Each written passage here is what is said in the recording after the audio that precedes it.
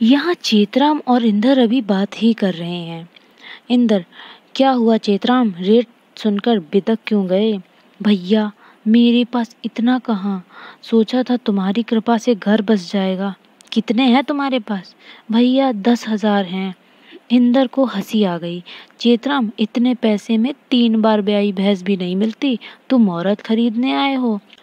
देखो चेतराम, अम्मा के बुढ़ापे की खातिर कुछ खर्च छोड़ भी दो तो 25 से नीचे बात नहीं बनेगी, सोच लो।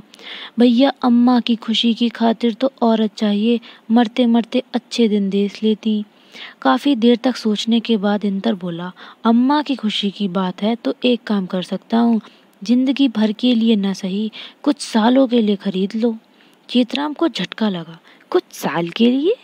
10,000 में 5 साल के लिए उधार दिला दूंगा, बच्चा बच्चा हो जाएगा, तब तक अम्मा इससे ज्यादा जिएगी नहीं, तुम्हारा वंश चल निकलेगा, बच्चा मिल जाएगा। राजी हो? चेतराम चिंता में डूब गया। एक बार मन हुआ कि मना कर दें, मगर तभी उसे अम्मा की हसरतें याद आईं। भैया, अगर 5 साल बाद पैसे दे दूं तो? फिर औरत तुम्हारी, पर अगर नहीं दे पाए तो रुकेगी नहीं, सोच लो। ठीक है भैया, पर अम्मा को न बताना कि औरत 5 साल के लिए दिला रहे हो, दुखी हो जाएगी। इसी के साथ इंदर को 10,000 रुपए देकर सौदा पक्का हुआ। चेतराम दूल्हा बना। 300 रुपए बाजे वाले को देकर कलमी को दुल्हन बनाकर ले आया।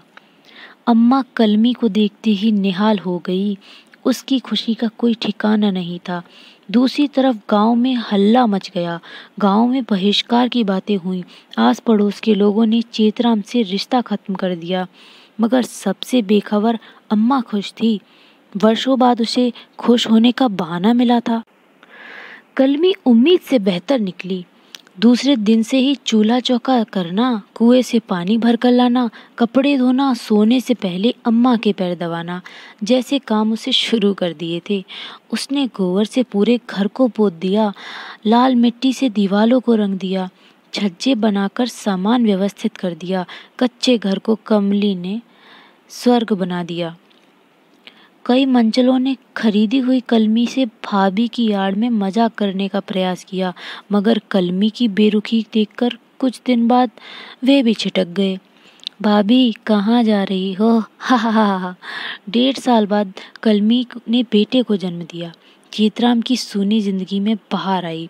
अम्मा को खिलौना मिल गया था। दिन भर वह पोते के साथ खेलने लगी। अम्मा की रंगत बदल गई। अब तो इसका प्यार देखकर ही मरूंगी, मौत की मजाल जो मुझे छू जाए। खुशियों का वक्त था। समय पंख लगाकर उड़ने लगा। कलमी बोलती कम थी, लेकिन आंखों का छलका प्यार चेतराम को प्रफुल्लित कर देता। चेतराम अपने सारे दुख भूल गया। हाड़ तोड़ मेहनत करने के बाद कलमी का प्यार उसे निहाल कर देता। बच्चे की कूद फांद ने घर को खुशी का आंगन बना दिया था। कच्ची दीवारों के आशियाने में प्यार और सुख की महक बस गई। 4 साल बीत गए। अब कलमी से बिछड़ने का साल शुरू हो गया था।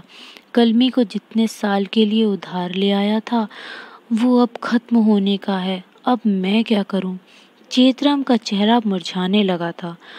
सो खूब मेहनत करने के बाद भी वह चंद हजार नहीं जुटा सका। चेतराम सुबह होने से पहले ही निकल जाता, देर रात लौटता, गांव भर में काम तलाशता। भाई, कोई काम है मेरे लायक तो बता दो। उसने दूसरों के खेत में हल भी चलाया, हाड़ कपा देने वाली सर्द रात में खेतों में पानी दिया। सुबह होते ही मजदूरी के लिए निकल जाता, फिर भी वह चंद हजार नहीं जुटा सका। चिंता में घुले चेतराम के बदन कांटा हो गया। बुखार जाने का नाम नहीं ले रहा था। आंखें सूख गईं, चेहरा पीला पड़ने लगा था। हाथों की नसें ऐसी उभर आईं जैसे बाहर निकल जाएंगी।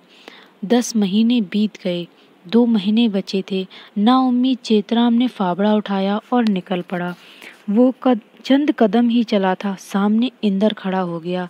चेतराम, 2 महीने बचे हैं, पैसे देते हो या?